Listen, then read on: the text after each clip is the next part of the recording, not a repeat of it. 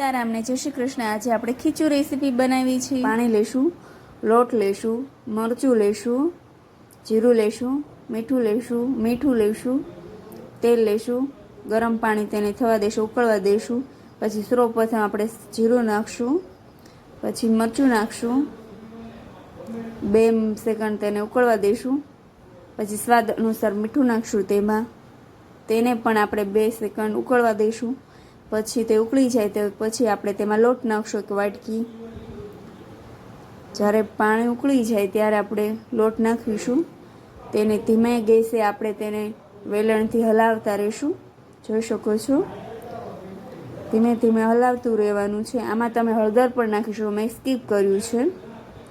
પછી 2 સેકન્ડ હલાવીને પછી ત્યારબાદ તેને ફરીવાર હલાવતું રહેવાનું। એમ હલાવતું જોઈ શકો છો, એમ હલાવી નાખ્યું એટલે આપણે 5 સેકન્ડ હલાવ્યું હતું એટલે આપણે આવું ત્યારબાદ આવું થયું, જોઈ શકો છો। પછી તેમાં તેલ નાખવાનું, તેલ સરસ રીતે તમારે સ્કીપ પણ કરી શકો અને નાખવું હોય તો તેને પછી તેલ નાખીને હલાવી નાખવાનું।